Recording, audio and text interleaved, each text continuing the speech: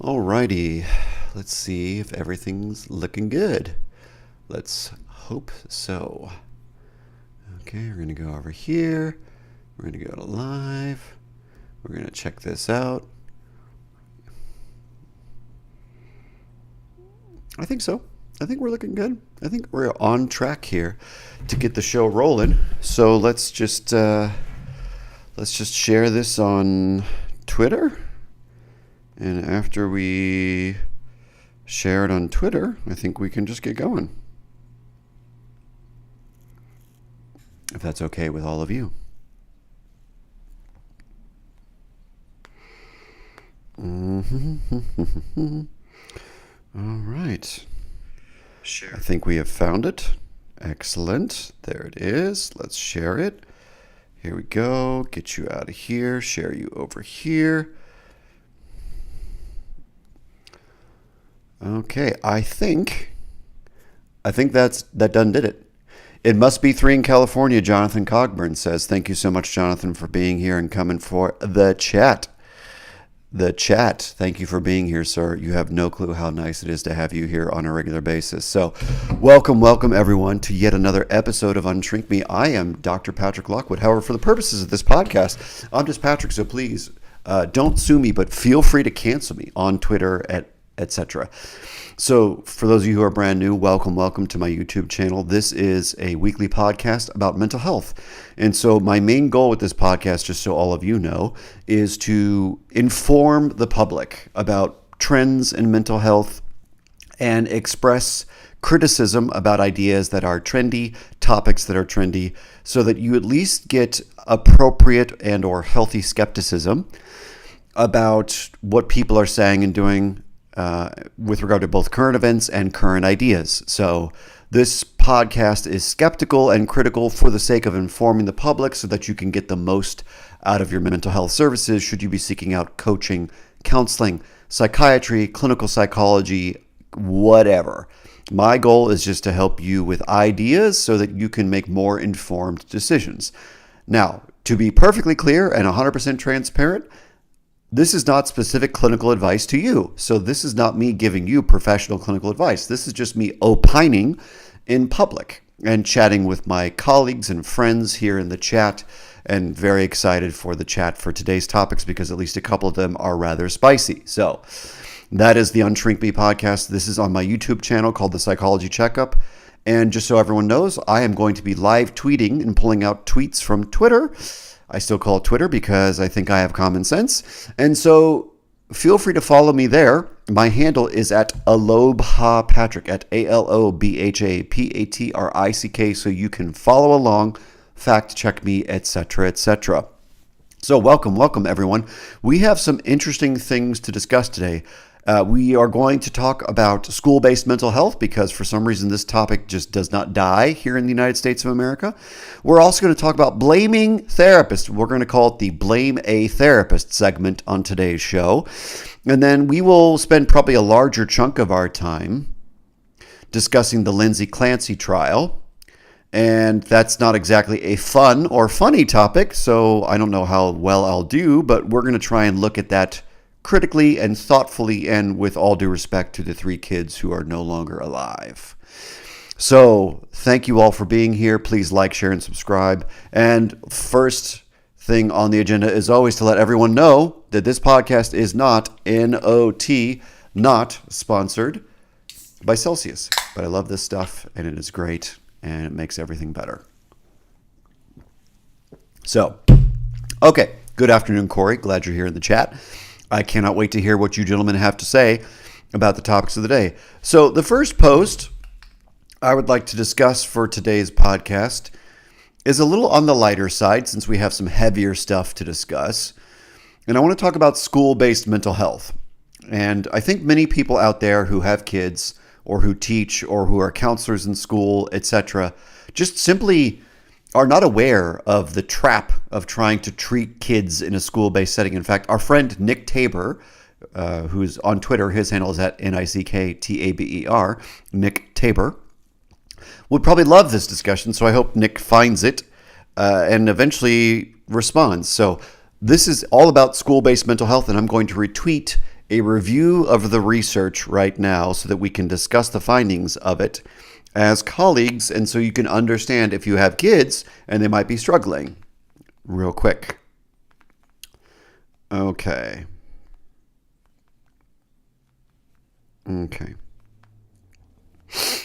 Alrighty. So there's a tweet by someone named Carolyn D. Gorman, Gorman, and she posted this 4 days ago. Here's what she said, and I quote, "A review of 58 studies on universal school-based mental health programs was done. Not a single researcher apparently felt it was worth including whether the program was harmful as a planned outcome measure for the study to evaluate. Harms were found anyways. Among them, worse mental health, more rumination, worse dysregulation of emotions, lower emotional awareness, lower quality of life, and lasting negative effects on parent-child and father-child relationships at a 6-month follow-up. In summary, universal school-based mental health programs are bad mental health policy and bad family policy."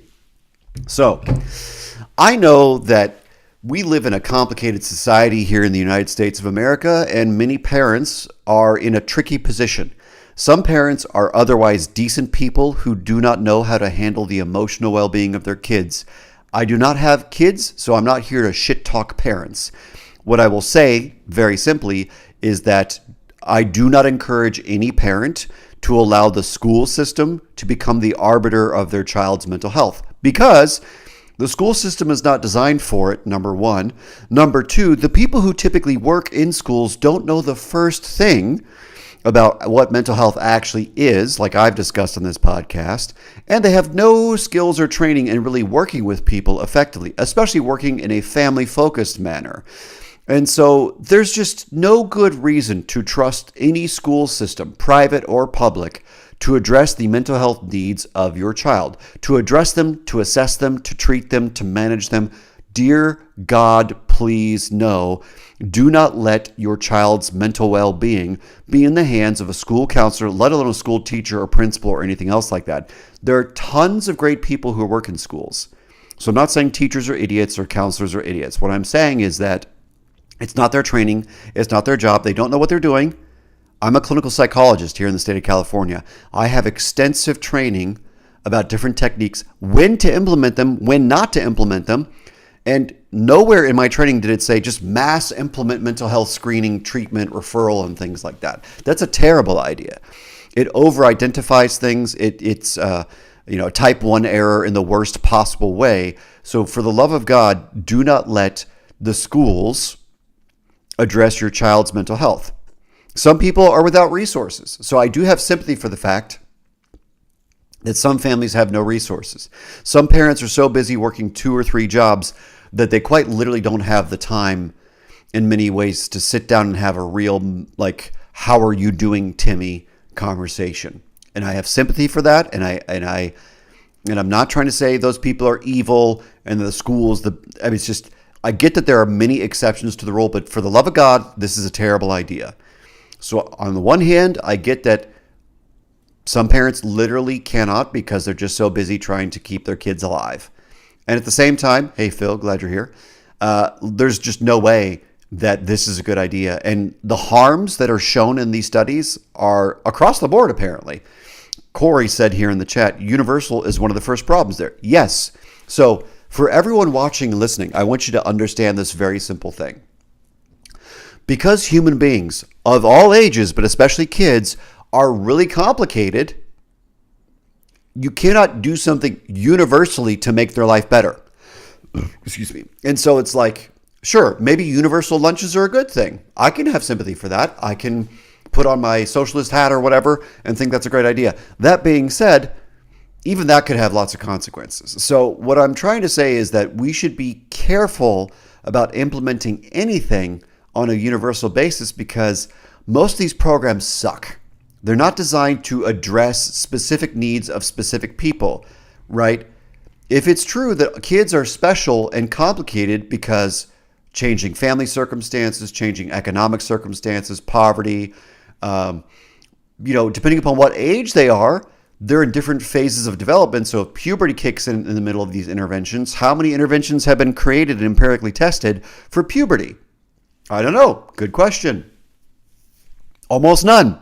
So like trying to randomly implement mindfulness-based schools or some crap like that is a terrible idea.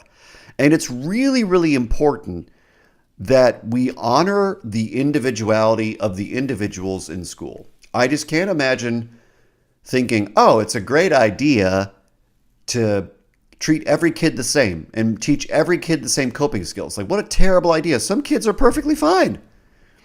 Some of these psychoeducation groups that counselors can do can, like this post said, make you hate your parents for no good reason or excuse their behavior or not speak up with them or whatever it is. And so the fact that this review, as Carolyn said, found like lasting negative effects on parent-child relationships and worse emotional dysregulation, it's like maybe school is not the place for mental health. You know, when I was a kid, back in my day, but when I was a kid, school counselors were just trying to help you figure out what career path to go on and if you should go to college or whatever, or the military. Like, that's their job. They shouldn't be doing therapy. They should be doing counseling. Directive, targeted, focused counseling, focused on what is your trajectory in life. So for the love of all that is holy and the love that is all that is not holy, like, let's leave the therapy to actual clinicians. And ethical clinicians do not just treat people with blanket strategies. Like, sure, it'd be fair to say most people suck at managing their stress, but I'm not going to go teach everybody on the planet diaphragmatic breathing, because some people, it won't be as effective. And for some people, it will worsen because some people have been sexually traumatized around their diaphragm area. And so they'll have more flashbacks and feel worse. And so diaphragmatic breathing is a terrible idea for them. So there's so many things that you actually have to consider if you're trying to actually help people. And unfortunately, the mass rollout of mental health programs or whatever it is going to make things worse, as this review found.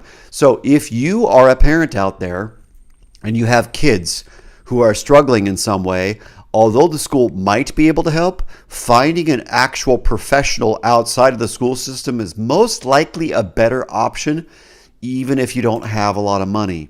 There are a lot of free clinics out there. Some people will take cases for free as part of their, giving back to the community piece. So I'm sure school counselors are great people. I'm not trying to say they're bad people. Some of them are idiots, obviously. But be very careful with trusting your kids' mental health to the schools, because it's not their specialty. It's just literally not their specialty. Corey asked the question, what were these programs supposed to address? Well, they were supposed to address things like anxiety and depression and things like that. And it just made things worse on average, literally. Jonathan Cogburn, who is, I think, a part of this system in a peripheral way, says a lot of universal programs are intended to teach students to spot depression, anxiety, or other problems in a stage of development when they're hyper-focused on self-examination, which is a problem. Then, the Steve DeShazer quote, problem-focused talk creates problems. And exactly. And so when you teach kids to become more aware of problems, they're going to feel worse. Corey says, but Patrick, that level of individual assessment doesn't scale well. It shouldn't scale well, Corey. Thank you. Exactly. So we cannot save everyone. So I want everyone out there to hear this. There is no perfect method that scales well. There is no way to save everybody. I have spent the majority of my life in drug rehab treatment. I call it Rehabistan. And I would love to save everybody that I work with, and it's just not possible. Some young man that I knew, not one of my patients, but a young man that I knew from the recovery community out here just died last Sunday.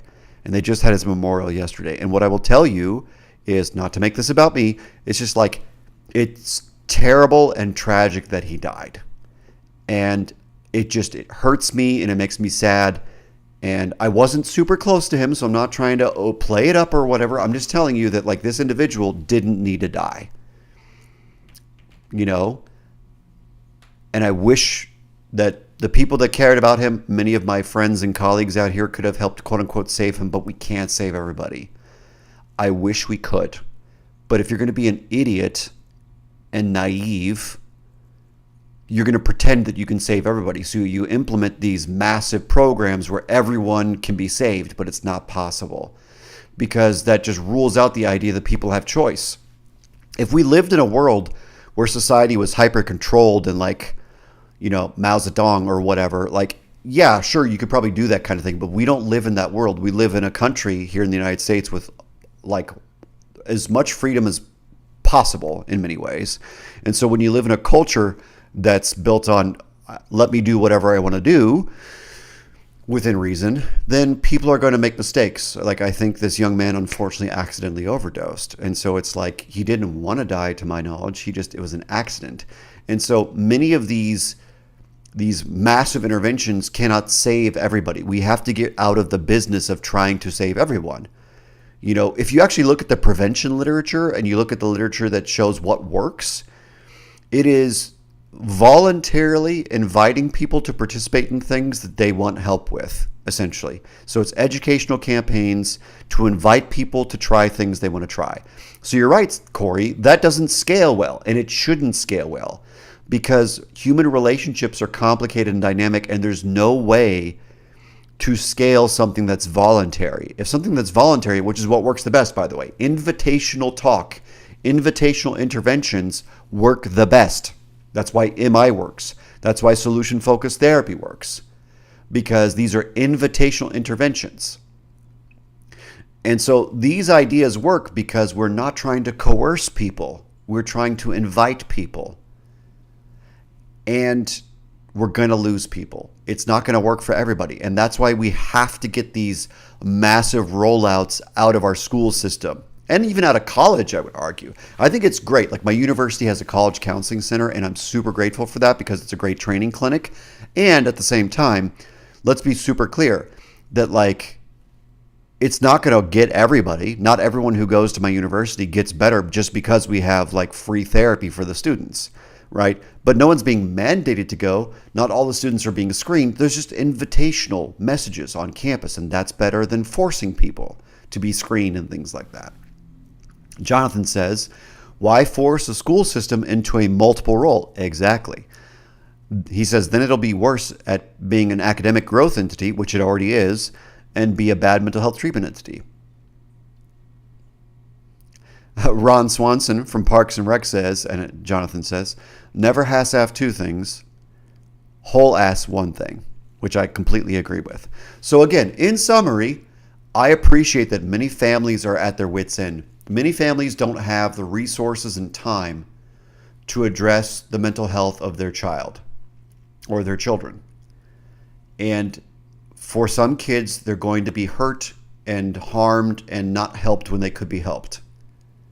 That being said, the best solution is not putting all kids into some mental health program in school. It's going to hurt people. You can overtreat people, which happens in these studies. So it's really a terrible idea to overtreat people. And to do mass screening and mass intervention is a terrible idea.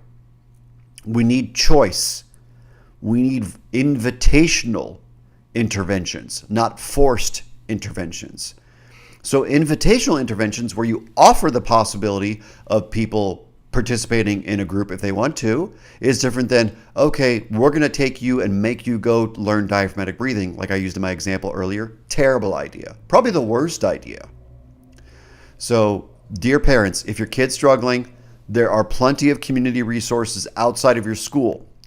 It's so unlikely that your school-based counselor, especially, is going to be the best person for addressing the mental health of your child. They might have a decent relationship with your kid, but nowadays most schools are so large that you don't even actually have a real relationship with the students anymore. Most counselors don't. So it's literally the case that a community-based therapist is a better fit than, someone in a school. So please seek out the help you need and make sure it's invitational if it's possible. Corey Grad says, I often question if the people who design these programs understand how humans work or if they're under pressure from outside sources to get results. I'm sure it's the latter, Corey. I'm sure they don't know. Most of these people who do research don't have a clue about effective clinical treatment. It's not because they're bad people. It's just they don't have a clue. You know, they're more researchers and academics than they are actual clinicians. So, okay.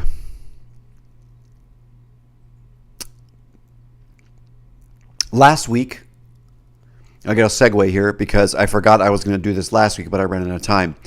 So last week I said I was going to talk about a Jonathan Shedler quote. And I'm going to do it right now. So I'm retweeting it as we speak. Okay. So, all right. So Jonathan Shedler, who is an online clinician that I believe has many, many good ideas and says many useful things in his Substack and his podcast interviews. So I have respect for this person in terms of the things that he says publicly. I don't know him personally, even though he's in the same state that I'm in. I don't believe I've ever met him to my knowledge. But anyways, about 10 days ago, he was in a back and forth with another clinician, and he said something that I wanted to pick apart for a few seconds because many people who are wondering if they need help might be confused by this. And I want to make sure I can at least try to walk it out for everyone. And again, fully acknowledging that I actually respect this person for the things that he says publicly most of the time, to my knowledge. So on 8.3, Jonathan Shedler, his handle is at JONATHANSHEDLER. He said, and I quote, I cannot define mental disorder, and I don't believe anyone else can either. So for me, the relevant question is whether something about the person's psychology is causing distress or limitation. Whether it is something psychotherapy could help realistically to change, and whether it is something the person desires to change. So I think this is an example of what I believe. This is my belief. I'm not trying to read his mind, to be clear. Excuse me. But I believe this is him trying to play politics. And I can sympathize with it to some degree, but I also disagree with it strongly because there really is, in my experience, such a thing as bipolar 1. To me, that cluster of symptoms that we call the mental disorder of bipolar 1 is a very real entity that is very manageable with psychiatric medications and IPSRT, a type of therapy. That being said, do all people that are diagnosed with bipolar 1 actually have that condition? No. Some people are misdiagnosed. Do other people who are diagnosed with bipolar 1 have co-occurring issues, such as a substance use issue or trauma or PTSD or whatever it is, that muddies the water and makes their bipolar harder to manage? Yes, absolutely. Option number 3 is some people look like they have bipolar 1, but really they have a medical problem. They have a head injury, they have a brain tumor that makes you look like you have perfect, crystal clear symptoms of bipolar 1, but it's quite literally not because it's due to a tumor, right? So when Jonathan says, I cannot define mental disorder and I don't believe anyone else can, I think that's horseshit, Jonathan, because certain things are so cut and dried that calling it a disorder makes perfectly logical sense. Like schizophrenia is a real thing. That doesn't mean everybody diagnosed with schizophrenia has the exact same sets of symptoms. But if you go back to, DSM-3 and DSM-4 and 4TR, older versions of our diagnostic Bible, it's absolutely the case that there's a kind of a consistent presentation across schizophrenia diagnoses, especially when it comes to positive symptoms and negative symptoms. So some disorders are very obviously real, and they're less heterogeneous in their presentation. Some disorders are so varied and complicated that I don't know why they're called disorders. Like various types of mild depression don't make any sense to be called disorders because the symptoms are so mild and not consistent and reliable that maybe it's not really a disorder per se. But then he goes on to say, is a psychological issue causing distress and impairment. Now, if we use that definition of Is the situation causing you distress and impairment, therefore you can get therapy? That's a terrible definition in my opinion. So Jonathan, I would love to argue with you about this because this is something I stand very firmly about. Not everyone who is distressed by their inner world or impaired because of their inner world needs therapy. Plenty of people have a truckload of anxiety because they're deep in the middle of a giant transition in their life. They're getting divorced, they're getting fired, they're starting a new job, they're moving, and that is not therapy worthy, in my opinion. I appreciate that that sucks because I have moved before and I have had romantic relationship changes and all these things. But should I go to therapy for that? Is that necessary? No, not really. No, I think that's ridiculous. So on the one hand, I agree that some things are not really a disorder and probably shouldn't be treated. But the idea that is something about the person's psychology causing distress or a limitation that, and can it respond to therapy, he said, realistically, to be fair, I think that's, again, I think that it's widening the field so much that a lot of things can be included that probably aren't really psychopathology, in my opinion. But maybe someday Jonathan will want to talk to me about it, hopefully. So, topic number 2, I just wanted to make sure I got to that because I like Jonathan. I appreciate what he says. I think this was one of his wishy-washy posts in his attempt to play nice and also broaden the field of things that are therapizable, if that's a word. I don't think it is, but whatever. So let's get back to the regular programming, the agenda for today. And this is going to be a little bit of a segue, but I think this is important because there's a lot of trendy things happening right now. So just to explain the backdrop, or actually, no, let me repost it first. And then after I repost it, I'll explain the backdrop.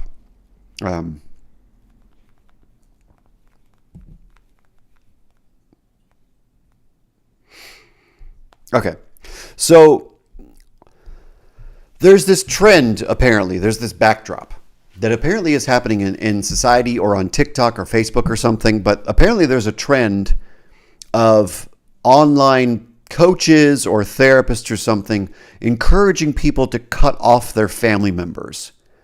And I think there have been various waves of this in the past here in the United States of America where it's like, can't agree about politics at Thanksgiving, just cut your family off and don't go hang out with them for Thanksgiving or whatever.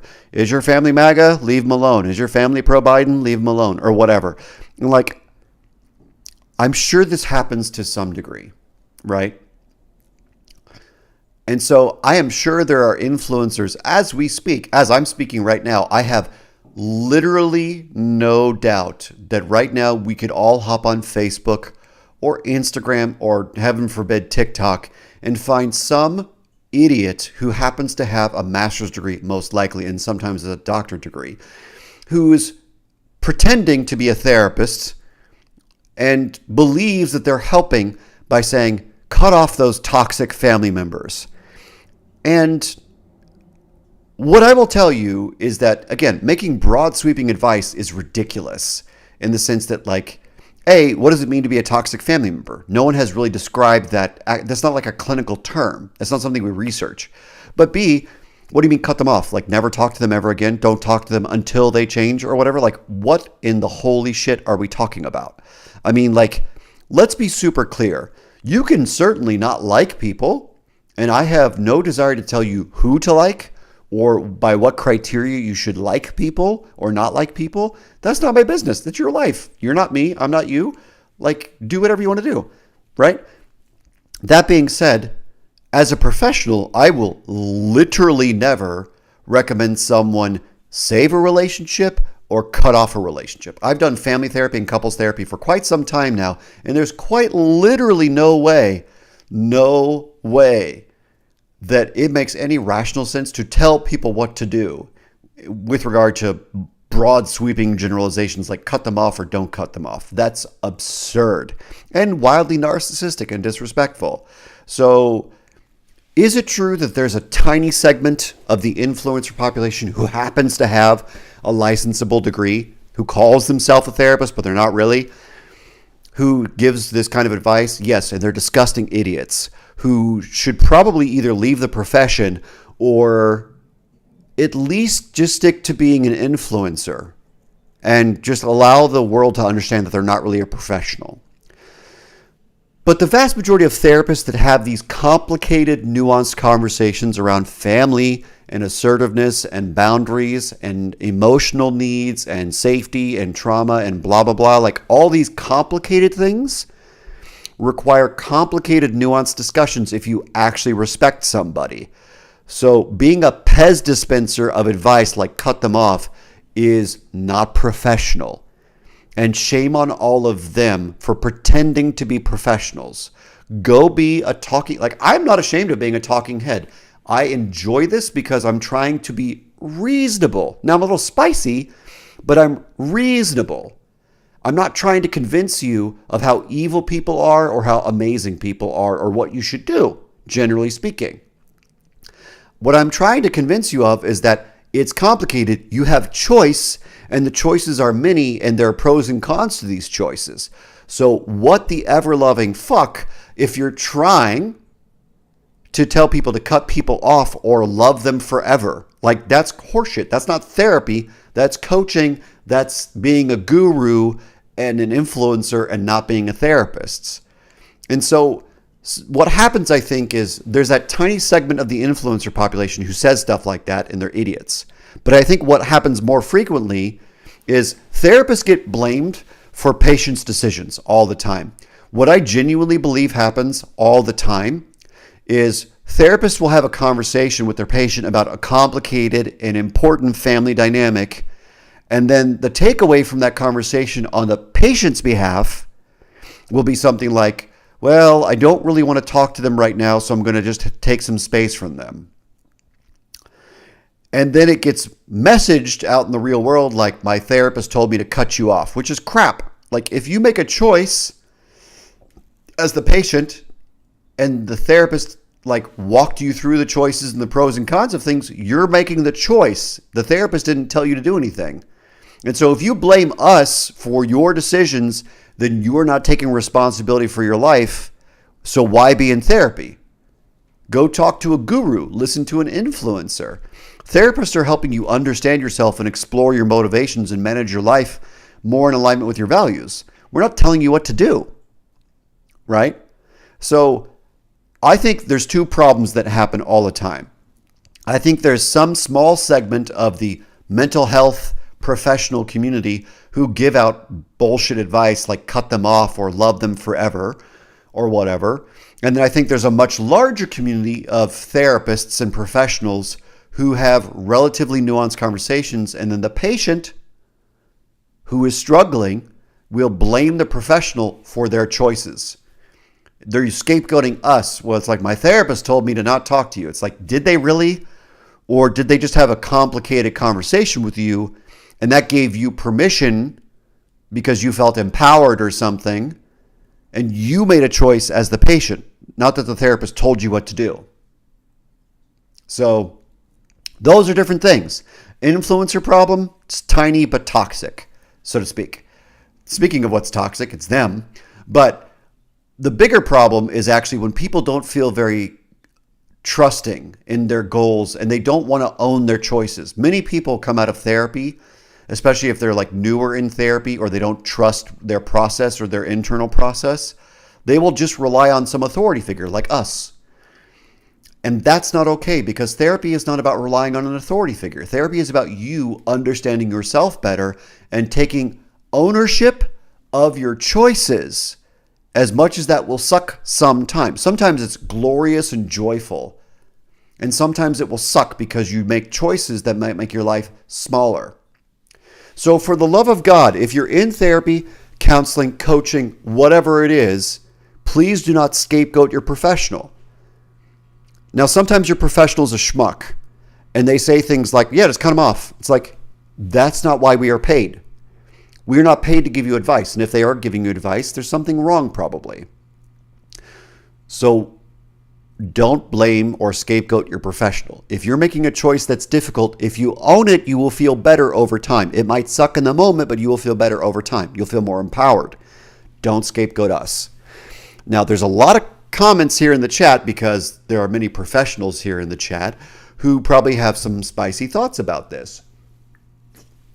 So we're just going to take a few minutes here and look through the comments because some of them I think are going to be bangers. Corey Grad says, yes, the estrangement case. Yes.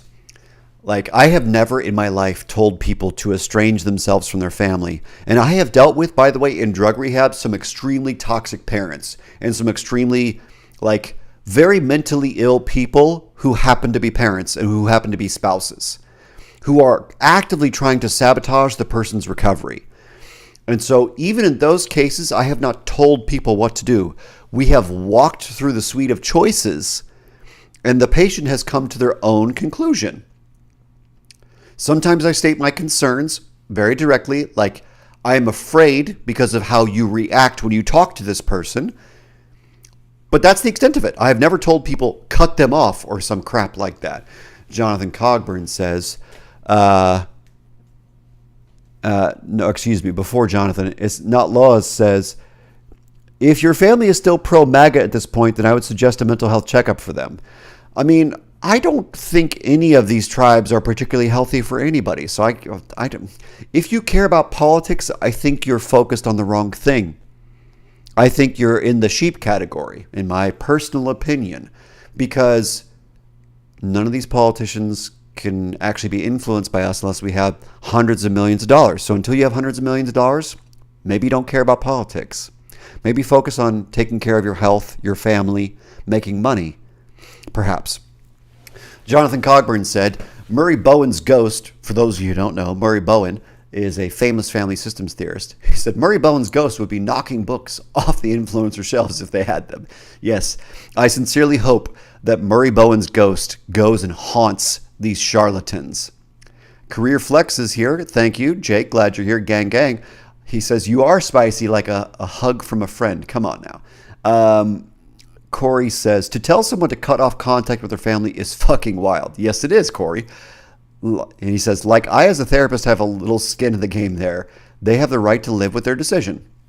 And then Jonathan responded, there are conditions in which emotional cutoff is the best option, but it should be done consciously and conflict resolution has been attempted. Okay, maybe sometimes. Career Flex said, when I talk to patients about tough family members and friends, we walk through pros and cons, right? And much more on what does this person represent in you that you don't like about yourself? Another excellent question. Corey Grad says, the quickness to take action seems silly. Exactly. Corey says, I often ask what it would mean if this family member could not reciprocate the kind of relationship you want for them. Man, you got cool shirts. I don't know what that's about. Career Flex, are you talking to me, Outlaws? Like I have cool shirts? This pink shirt with this cool jacket? I don't know. Career Flex says, the Sovietification, if I said that correctly, of psychotherapy is evil. If you criticize Marxism, you must be crazy. Yeah, that's perfect gaslighting, right? Not Laws says, you're channeling Jordan Peterson with that one. Focusing on the outer world is just as important as the inner journey. They aren't separate things. Let's be clear. The outer world is real. Politics and the greedy corporations and greedy politicians all affect us. However, until you have the actual ability to affect those greedy corporations and politicians, caring about them, voting for them makes no sense to me because our votes don't count. Nothing counts. Money counts. These people listen to money, but they don't listen to us. So, Notlaw says, I like your style. Well, thank you. I'm trying to be as stylish as I can, all things considered. So, little segue in the sense of like, don't blame your therapist for your choices. Please, please, please, please, please do not blame your therapist for your choices.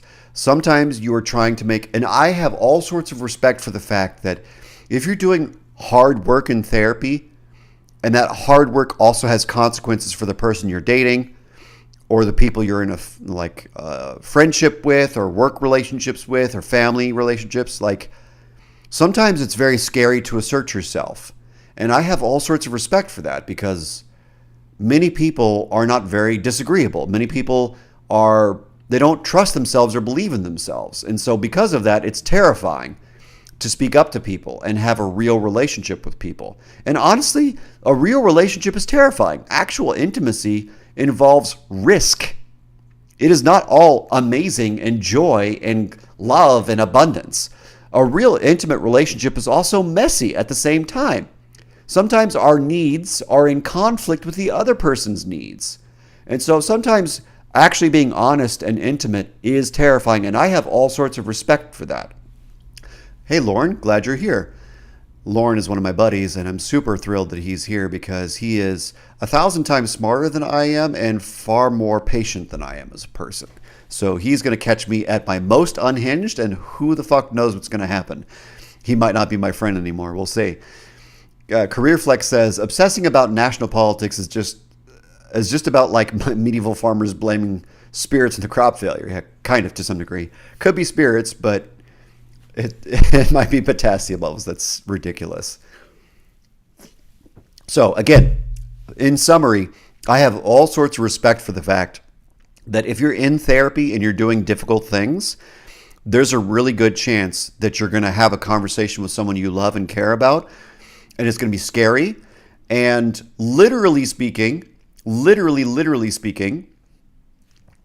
you might want to blame your therapist on your decision, but it's your decision, right?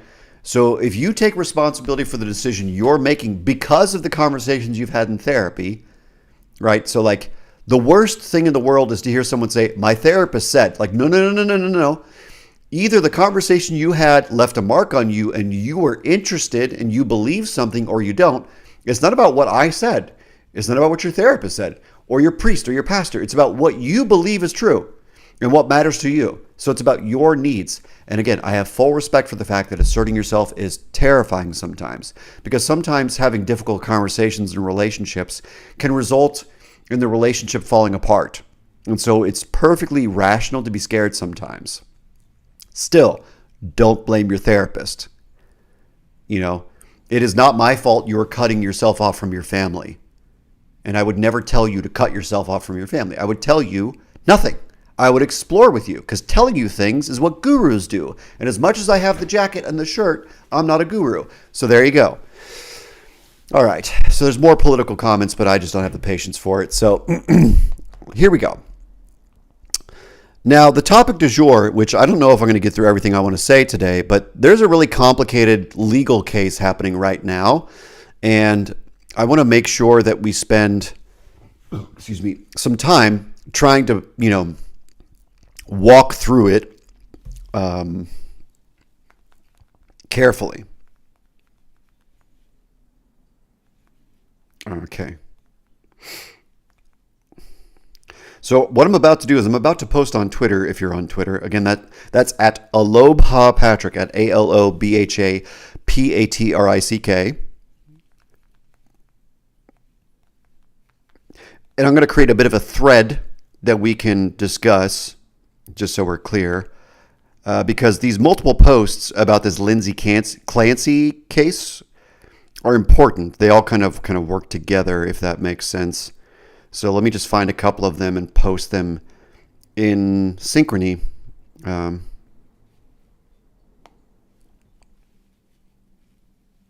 Just a sec. So very sorry. Here's a second one. And there's one more I want to post to it. I'll be right there. I'm so sorry for the downtime and the airtime here. I wish I could be funnier and entertaining, but I am neither funny nor entertaining, obviously, as we can all tell. But I see more arguing about politics in the chat. I knew I was going to regret talking about that, but here we are. Okay, so let's be super duper clear.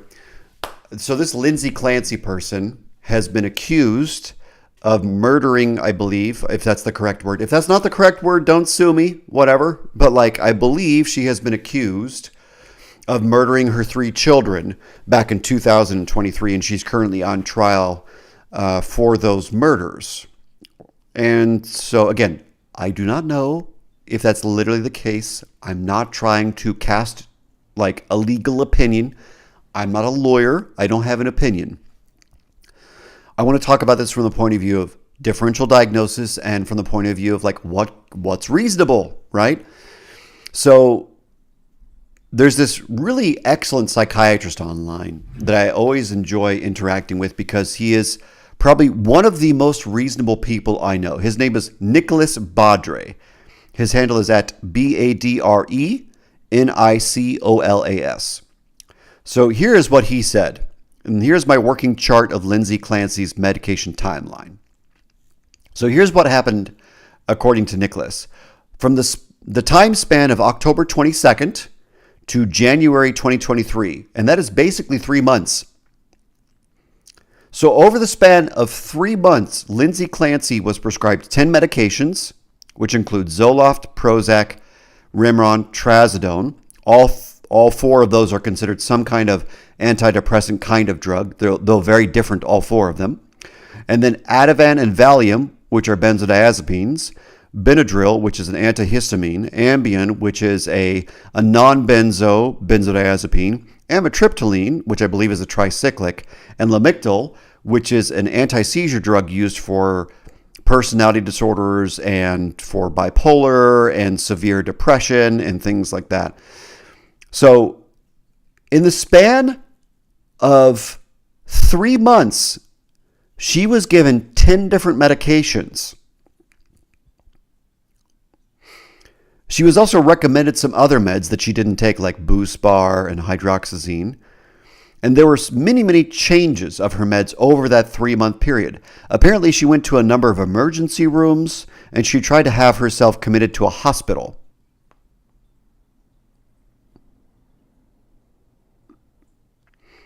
And at the time of the murder, if that's the correct legal word, she was apparently intoxicated on Ativan, or at least she had consumed Ativan, Valium, and Trazodone. So Ativan and Valium are both benzodiazepines, so she would have been sedated, theoretically speaking. And amitriptyline as well.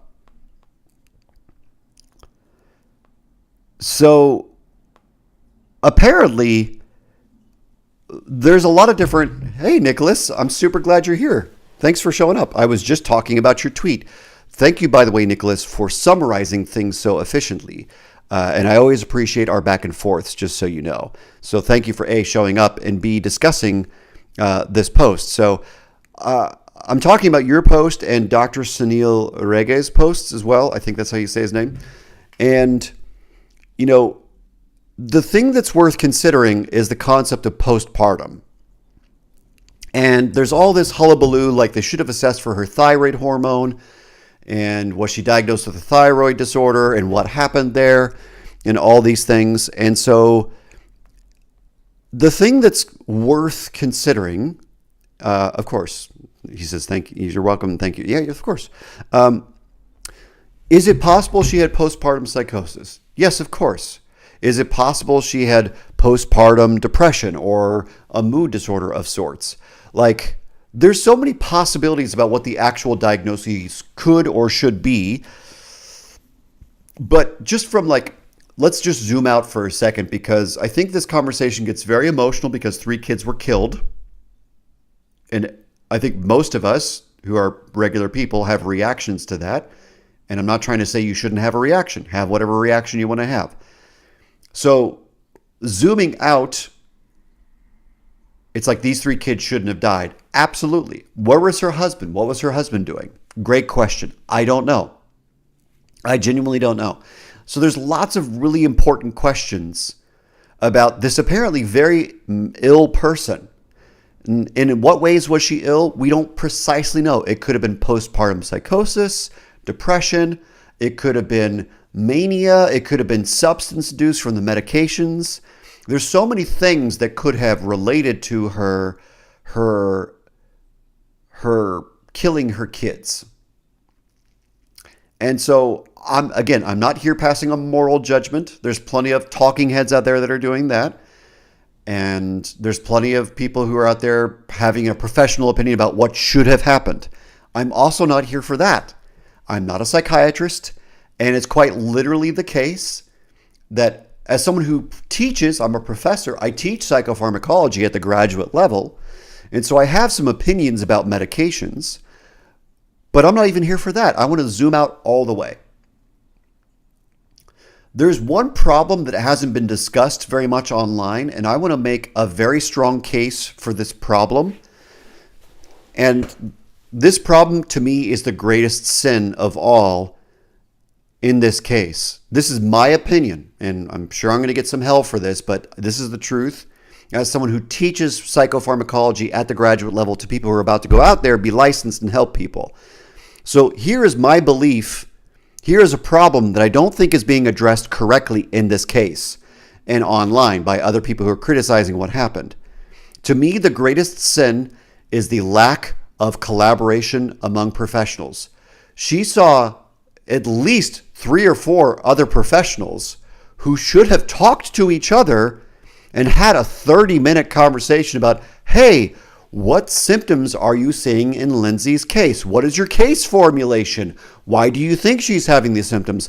Why does she want to be admitted to the hospital? What's really going on here? So every one of these psychiatrists and clinicians should have had a full conversation with each other, because if you're going to prescribe meds to someone who is already seeing somebody else, ethically speaking, you should be talking to that person. So what the ever-loving fuck happened with all these famous fancy psychiatrists from like Harvard and all this stuff? Why were you not talking to these other professionals? I have worked in a collaborative team way for my entire career. I go out of my way to talk to other professionals, especially when it comes to complicated cases. Now, if someone has been on their meds for quite some time and everything is good, and the patient has a really good relationship with their provider, then I'm not going to bug their provider because everything is okay. But the idea that there are all these medical professionals who are prescribing medications in a 3-month window, and literally speaking, nobody picked up the phone and was like, hey, what do you think about Lindsay's case? Hey, what's your formulation? What do you believe is causing this? These are the meds I prescribed. What are your concerns? Like, holy cow. We are supposed to be talking to each other. As Career Flexer said in the chat, he had a consultation with me the other day. It's like, literally speaking, quite literally speaking, the highest standard of care, the highest quality of care is when providers talk to each other. Now, it's not a rigid rule. There's no law that says, oh my God, talk to each other. But let's be perfectly clear. If you give a damn about the safety of your patient, especially someone who's psychiatrically radically unstable like she was apparently, to the point that she went to all these emergency departments and was trying to get hospitalized. If I have a patient who's trying to get hospitalized, I am picking up the fucking phone and I am talking to the psychiatrist. I am not going to sit there and be like, that's fine. Let's just get you hospitalized. I don't need to talk to anybody else. No. I'm going to help you get hospitalized, and I'm going to talk to the doctor that prescribed your meds. I'm not a prescriber. I'm just going to talk to them. I want to know why they chose those things if you've talked to them about side effects, because I am advocating on behalf of my patient. I'm trying to help protect them. Part of my job as a licensed professional is protecting the public. And so let me state this very clearly, so that no one can confuse what I'm saying. If you give a damn about your patients, and they're especially actively struggling, your job is to talk to the treatment team. And so sometimes the treatment team is just you and their primary care doctor who prescribed a med. Sometimes the treatment team is you, the primary care doctor, and a psychiatrist or a psychiatric nurse practitioner. Whoever is part of the team, we should all be talking, especially if there are very threatening or like risky symptoms, right? Like a safety hierarchy is something I teach people in my psychopharmacology class, because some conditions are far more risky. Bipolar disorder, very risky. OCD, very risky for suicide. Schizophrenia, very risky for suicide. People with a history of violence, very risky for future violence, especially if they use drugs or are impulsive in other ways. Stephen Anthony says, that would flush confidentiality and trust down the toilet. I don't know what to tell you, Stephen, but like, if I have a patient who's psychotic or suicidal, and I know for a fact they have a psychiatrist that we're working with together, our job is to collaborate. We are on the same team working for the same goal. So I don't know what you're talking about. Like in the state of California, there are 4 reasons you break confidentiality: child abuse, elder abuse, suicidal ideation, and homicidal ideation. So the idea that I'm going to sit there in my perfect little special seat with confidentiality and not care about the patient's life, the kids' lives, is insane and absurd. And so the fact that these providers didn't talk to each other is horseshit. That should be the big takeaway that everyone should be incensed about. Incensed. Lauren says, is that not the role of the pharmacy to ensure that the patient is not being misprescribed meds? Well, here in California, we have this thing called the Cures system, where you can run a Cures report and see if people are being overprescribed or underprescribed. So sometimes the pharmacy has these red flags for meds. In this state, I don't know if, like, where she is from, they have the same system. But pharmacies can be safeguards. They can be like bumpers and guardrails. But really, the bigger problem is, why aren't these doctors and nurses talking to each other? And she was a nurse too. And so it's like, no one talked to each other. No one talked to each other. And Nicholas says, yeah, HIPAA doesn't apply to continuation of care, especially if there's an ROI already, right? And so, like, if I'm that psychiatrist from Harvard, I'm going to go talk to the other providers that prescribed to this person recently. I'm not just going to look at their meds and go, huh, bad choice, or huh, great choice. I'm going to talk to them. What did you see? This person is suicidal. This person is manic. This person is psychotic right now. What did you notice? What do you think is going on? I understand that there's like garden variety mental illness. Like there's a stereotype of what these things look like. But if someone's acutely ill, it's super important to be on the same page. So, and Corey said, I remember looking at the story, and when it comes to provider collab, it seemed like a clusterfuck. Exactly. Like, also, 10 meds in 3 months. How many different appointments? How many people could have just picked up the phone, even for 15 minutes? Doesn't have to be 30 minutes, doesn't have to be an hour. So it's like,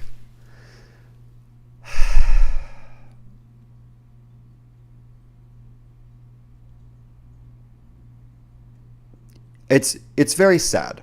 This story is very sad. I don't know what the truth is of what her diagnosis is or was. I don't know what should have been done. I'm not here to backseat psychiatrist when I'm not even a psychiatrist.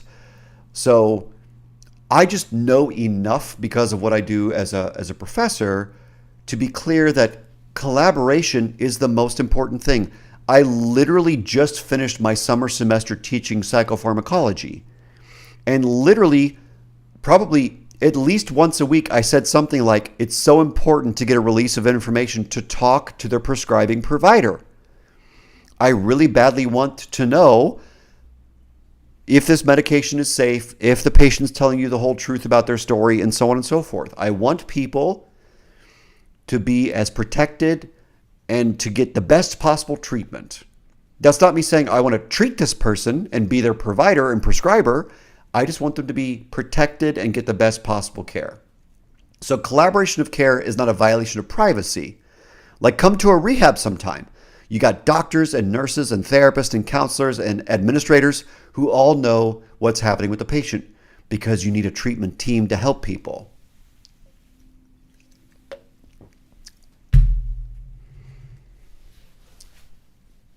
Corey said, some of the story made me think about my talk, of getting people out of the system. In this person's case, Corey says, it seems like the system was a series of hollow procedures. I have no clue what actually happened in terms of how hollow those procedures are. So again, I am not accusing anybody of malpractice. The only thing I'm accusing all these people of is fucking laziness when it comes to picking up the phone specifically and just being like, hey, I dealt with this person. She just filled out a release of information for you and I to talk. I'd like to know what you saw and if you have anything that you can do to help me understand this person. So Steve and Anthony, let me tell you, I am not so brilliant and so smart that I can see everything. Let me be super clear. He says, well, if you're going to be spreading my story all over town, I'll find someone else I can trust with my confidentiality to. Well, feel free to do that. But here's the deal. Sometimes you have met with other providers who have an opinion about your care that would be helpful for me. Because for me to pretend that I am some brilliant genius who can see and understand you perfectly over the span of a month, a year, whatever it is bullshit. None of us are perfect. And the beauty of working in collaboration with the other people that have worked with you is we can better understand you because their perspective can help. That doesn't mean that their perspective is correct about you. Their perspective could be wild. Maybe that other provider is a nut job. That happens. Some of my colleagues are not mentally well in any way, shape, or form. Some of them have personality disorders. Some of them have untreated substance use disorders, and they concern me. But if I talk to another therapist who's unhinged, who treated you before, that's going to tell me a lot about you because whatever their unhinged is will dictate to some degree why they thought of you the way they thought of you. So I'm all about understanding the person as well as I possibly can. And by the way, Stephen, just so you know, you are not perfectly conscious and aware and insightful of all the things happening inside of yourself because nobody is. And so the idea that maybe you showed up differently with your other provider could give me interesting and useful information to better understand you, respect you, and work with you.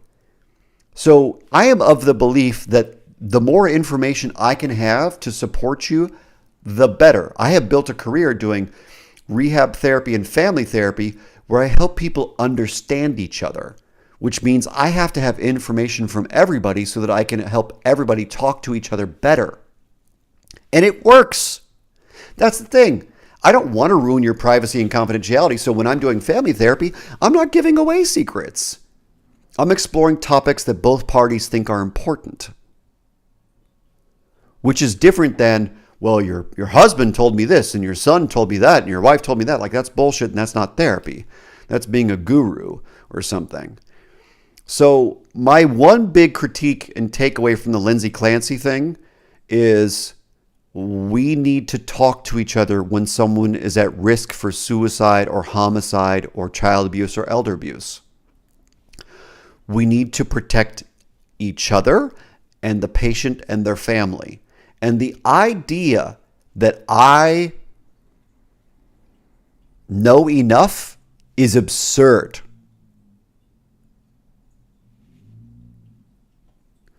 So let's be super clear. Collaboration is part of ethical care. I am not some super genius that can perfectly understand you and help you and support you. I know some things, and I can help you in isolation in some cases. So I don't talk to every psychiatrist that every one of my patients have. I will talk to people if I'm concerned. If there's a moderate to severe clinical concern that I can't address readily with the patient, especially.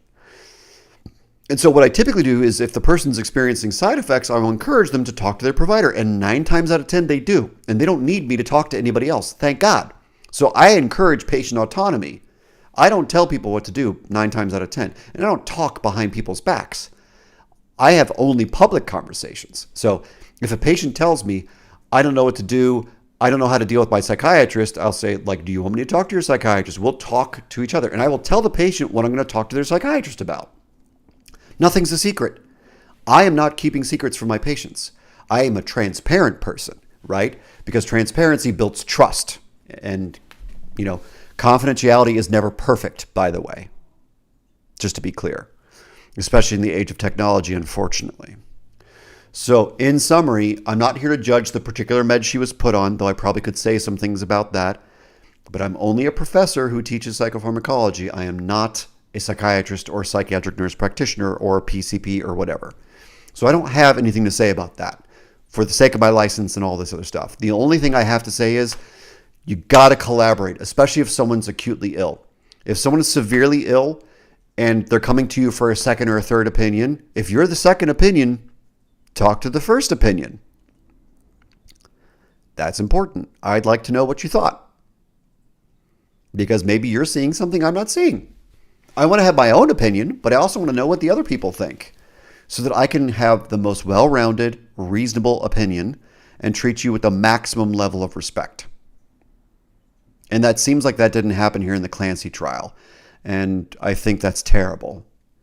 And I feel so sad that these kids died when they maybe didn't. Maybe it wasn't going to happen. Maybe somebody could have intervened. Maybe the doctors could have acted differently. Maybe if they collaborated. I don't know. I can't tell you. I don't know. I'm not trying to accuse people of things. It's just this one thing bugs the crap out of me because I have seen how many lives have been saved in my discipline by just collaborating. So, yes, Jonathan, I'm demure as always. As always. So, I appreciate you all being here and contributing to the conversation. Stephen and Jake and Jonathan and Corey and Phil and Nicholas, thank you so much for being here and showing up. This is awesome. And this is the kind of conversation that I wish I didn't have to have, or I wish I didn't have like an opinion about, but it kind of bugs me when basic standard of care stuff doesn't happen, in my opinion. This is my opinion. I'm not a lawyer. I'm not trying to get people in trouble. It's just, I'm here to tell everyone, if you're in treatment, you should want your treatment providers to collaborate. You shouldn't want people to work in isolation because you might show up differently with different providers, and that difference in how you show up is useful for everybody to understand. Very useful. So, maybe this will be what finally gets me canceled. Who knows? So thank you all for showing up and participating in the chat. It really makes me feel good. I have no other way to say it, but it just makes me feel good that I have people who support me, who want to come chat with me. It could be otherwise. So thank you so much. And thank you for contributing to the chat. Thank you for saying inspiring, conflicting, interesting things that allow me to play off of you and work with you. So thank you for that. And thank you to all the people who provided grist for the mill. Nicholas, thank you so very much for your very thoughtful posts on Twitter about this Lindsay Clancy trial and all the things that we're learning. And just so you know, I'm always extremely, extremely, extremely interested in your opinions. So if you listen to this after the fact, a week later, a month later, a year later, and you have something to say, come at me. Post a comment on YouTube. Come at me on Twitter. My handle is at AlobhaPatrick, at ALOBHAPEATRICK. Let's talk. I want to talk. I don't want to be right. I want to talk. Because talking solves problems. Collaborating solves problems, like I was just saying. I'm not some brilliant know-it-all, as much as my jacket and my shirt might tell you that I am. So, and Phil, sorry, there is no joke for today. You're welcome, Corey. I'm happy to host every time. So I will see you all next week on Saturday at 3 o'clock Pacific Standard Time. I look forward to seeing you again. This is the Psychology Checkup, my YouTube channel, and this is my weekly podcast called UnShrink Me. Please, please, please get the word out. Please like, share, and subscribe so we can get more people in the conversation.